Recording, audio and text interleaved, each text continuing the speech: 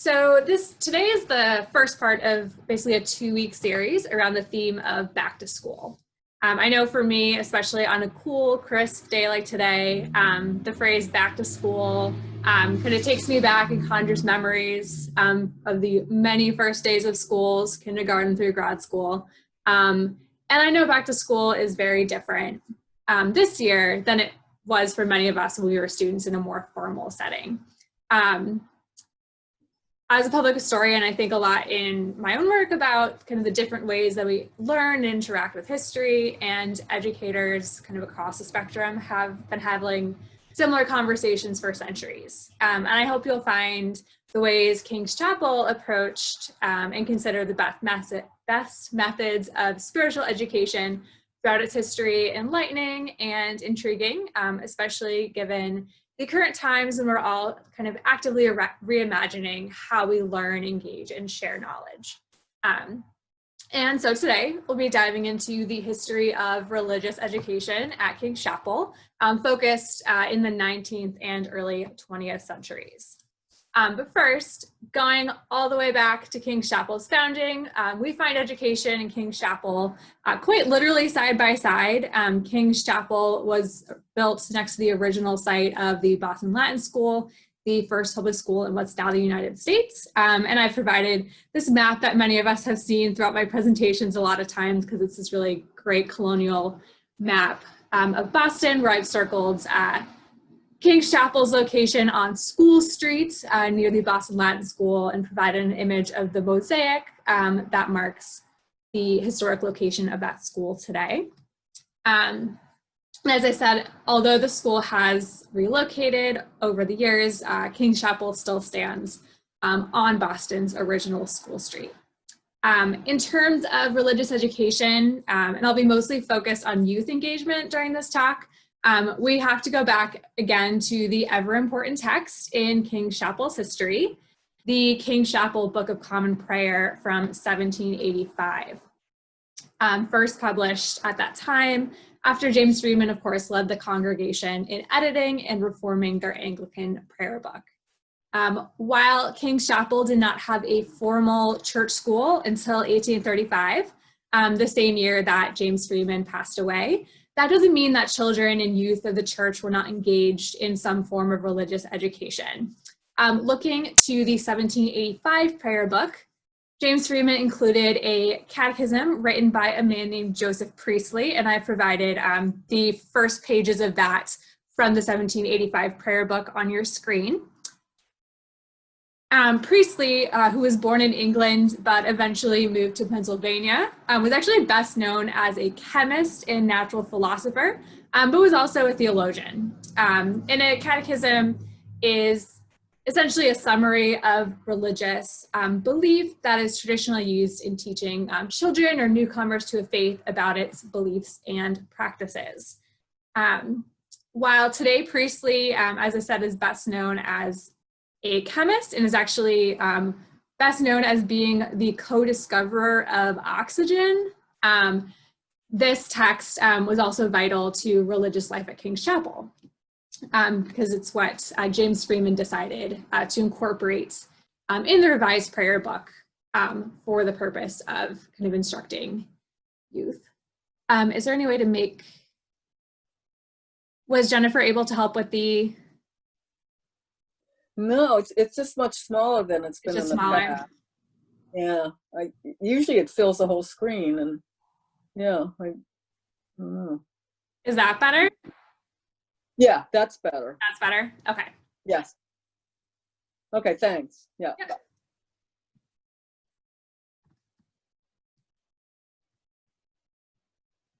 Okay.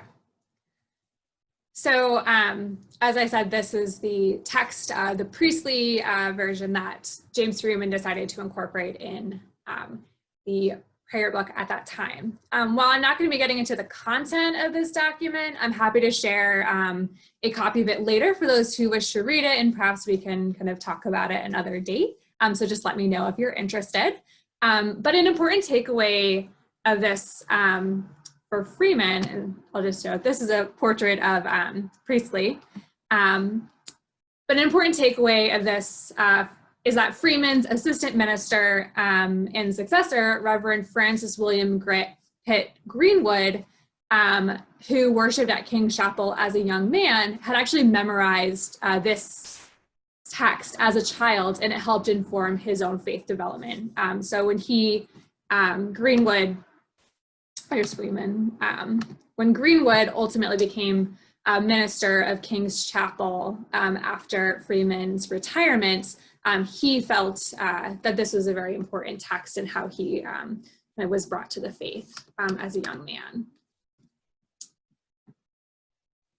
And while we don't have in-depth information about how James Freeman approached teaching the youth at King's Chapel about religion, perhaps his teaching of the children of his own family, as we discussed in our program on August 13th, a couple weeks back, may shed some light onto his approach to education.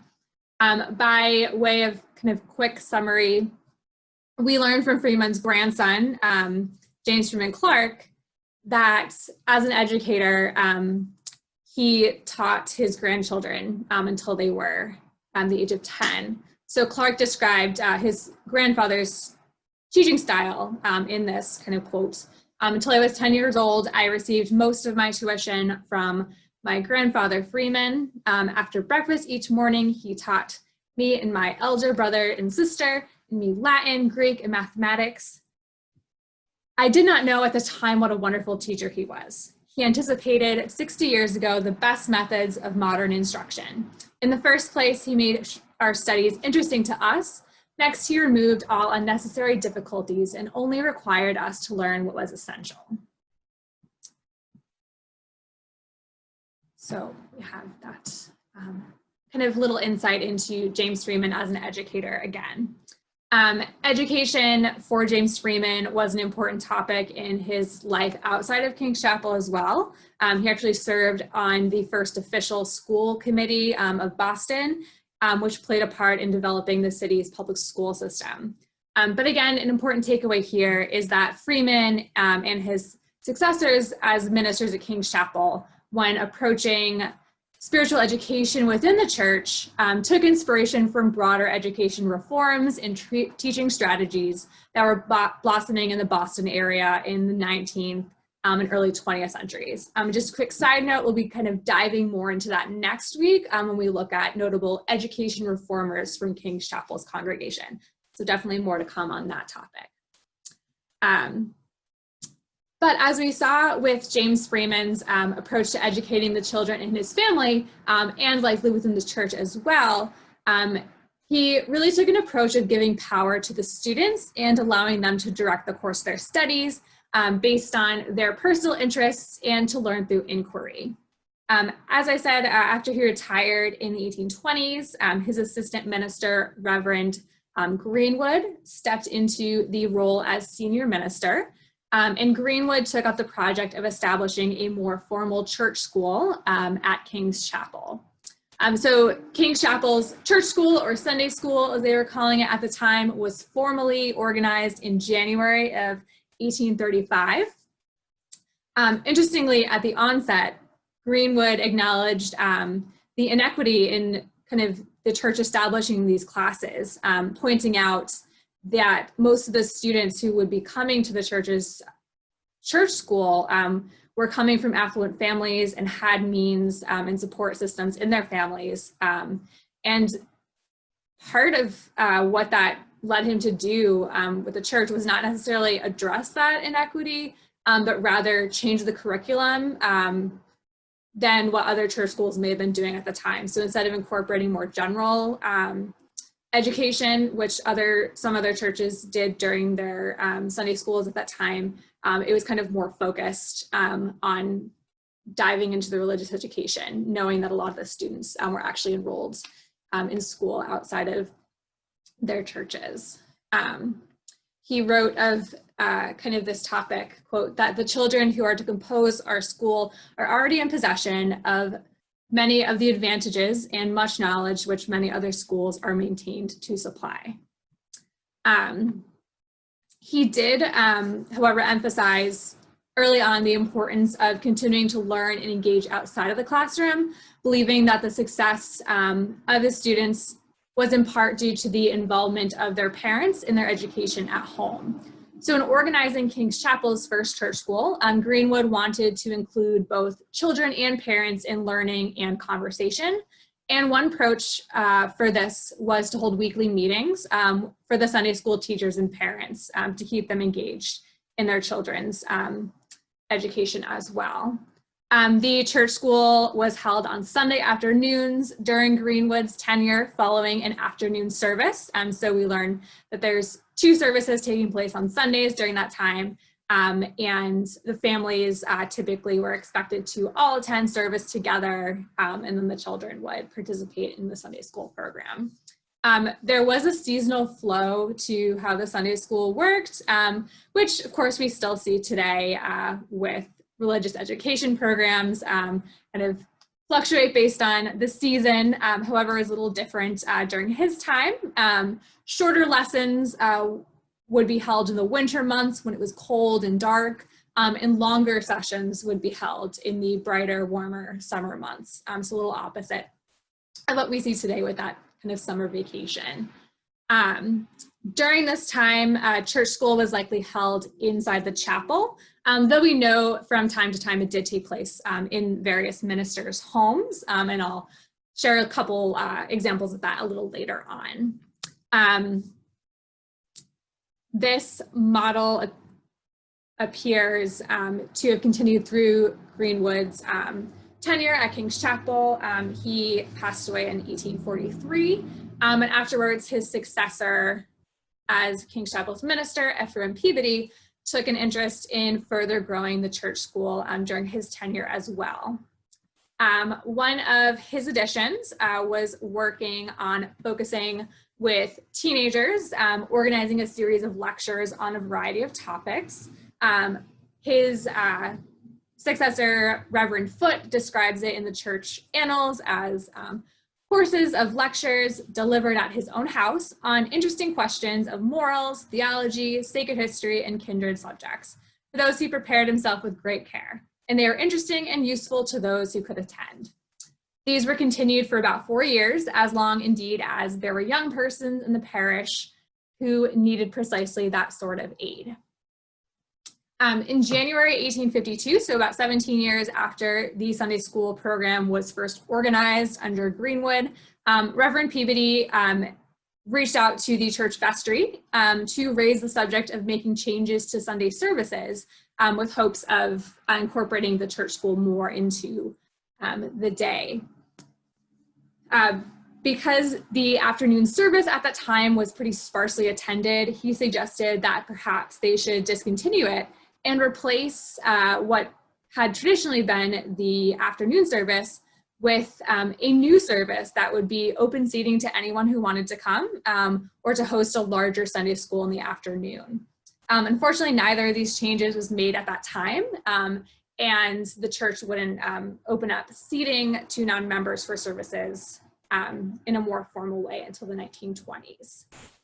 But beyond his work with teenagers and youth at King's Chapel through religious education in various forms, Peabody was a prolific writer and contributed to various textbooks that were being developed in the Unitarian Church of the Unitarian denomination, kind of in a broader sense for religious education across churches.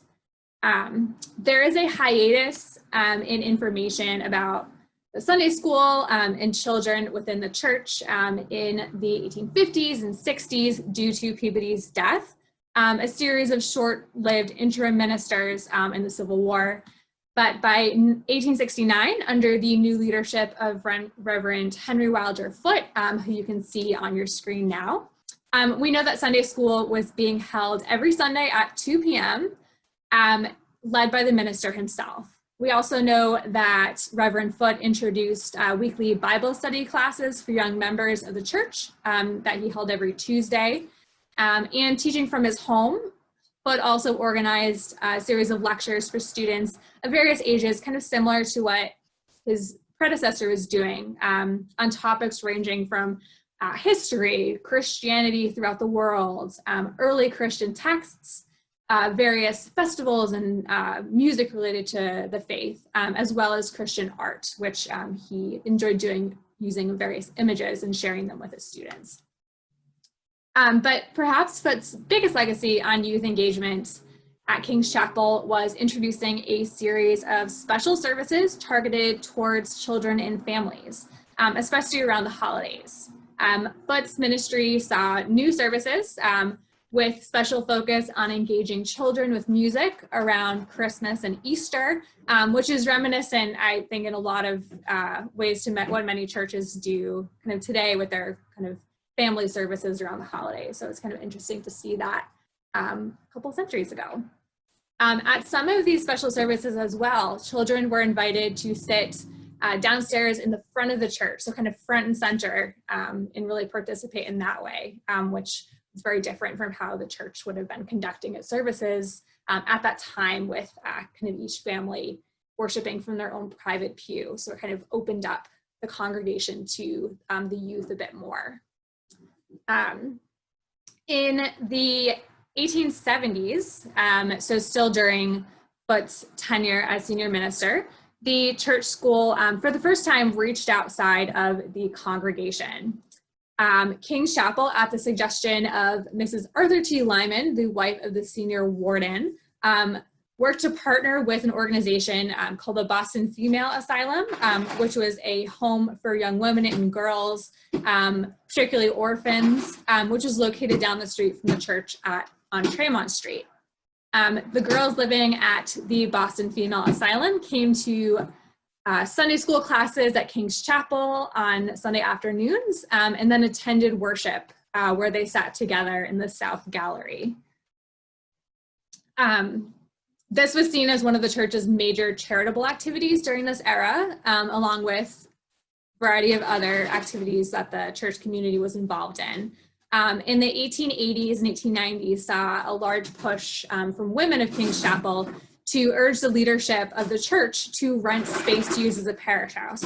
So as I mentioned before, you know, there was really no formal space for Sunday school and religious education classes to take place. They were either held in the minister's home or in the sanctuary itself. But through the first couple decades of the 1900s, King's Chapel kind of began renting various places that would become predecessors to our parish house. Sorry, I hope you can't hear that, but there's a lot of pet noise in the background, so I hope that's not too distracting.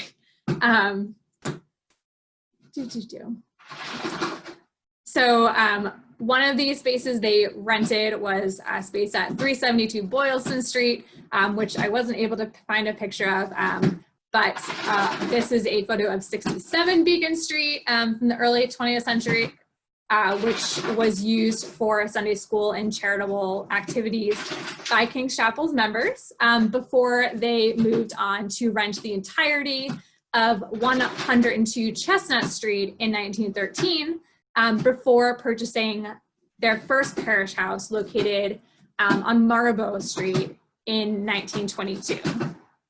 So with each new space, the church school was able to continue to grow and expand. The 1910s were an important time for developments in the religious education at King's Chapel. While the idea was floated to organize a joint church school with several other Unitarian churches in the area, including Arlington Street, that project didn't really get off the ground at that time. This decade, though, saw other developments as well. So like I said, with the renting of the entirety of 102 Chestnut Street, they were able to grow their church school. The same year it was rented, King's Chapel hosted its first Christmas pageant for the youth, and the church school was overseen by Assistant Minister Sidney Snow, who is the young man in the reading desk in this image here. So I'm not sure if you can see me circling him, but he's on the right side. Reverend Snow championed what he referred to as using, quote, modern methods in education, and introduced a kindergarten department to engage younger children, and was an advocate of learning through play as well as role playing. Hence the introduction of these pageants and acting opportunities for kids at King's Chapel. It's cool too because learning through play is still an important approach to early childhood education that we see today. And it's kind of been advocated kind of more strongly in recent years, particularly in the museum field, which is pretty cool to see. Sydney Snow being an early advocate for that within religious education at King's Chapel. So in some ways it was a little bit ahead of its time. Finally though, in the 1920s, King's Chapel purchased its first official parish house at 27 Marlborough Street, and this is a photo of that building today that I found on a realtor's website. And this was, like I said, the location of the first parish house, which really allowed the school to kind of grow and expand during that time. In the new building, the church school program was overseen by a woman named Ella Lyman Cabot, who we'll definitely dive into more next week. She's a very important kind of education reformer in the early 20th century. And we have a photograph of her on the right as a young woman, and on the left, a memorial plaque for her inside King's Chapel.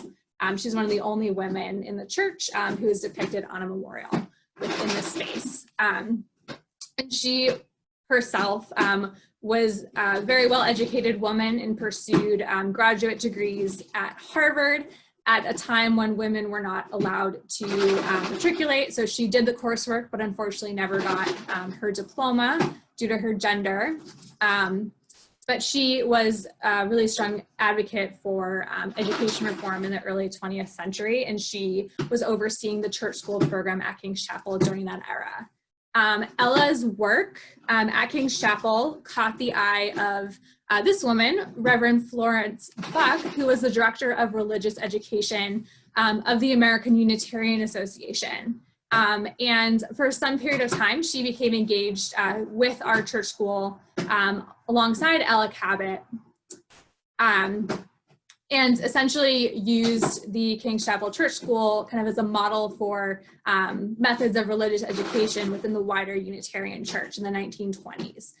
Interestingly as well, Reverend Buck was also the first woman to preach from the pulpit at King's Chapel.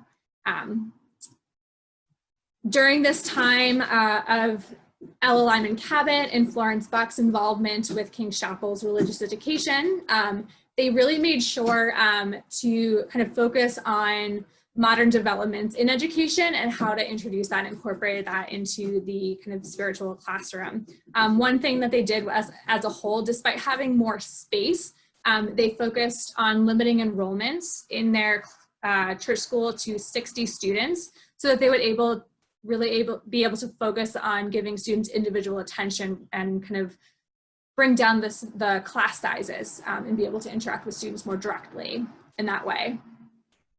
During this era, King's Chapel also incorporated more religious education opportunities for adults, including Bible studies. There were many kind of societies and committees within the church for folks with kind of particular interests. So there was like the Women's Alliance, charitable organizations, like I said, things like that. So kind of more opportunities for this sort of educational growth across ages rather than just focused on children. And the church school drew, as I said, teachers kind of from around the city and outside of the church, including, as I said, Florence Buck. In the 1920s, they also worked on combining church schools for a bit. So although Sydney Snow was not able to get the joint church school going in the previous decade, in the 1920s, starting in 1924, King's Chapel and Arlington Street Church had joint Sunday school classes held at Arlington Street Church's vestry on Sundays at 10. So there's kind of another opportunity within the city. Ella Lyman Cabot worked with the Sunday school at King's Chapel until her death in 1934, but she is still kind of a really influential figure, not only in religious education at King's Chapel, but early childhood education in general in the city. It's really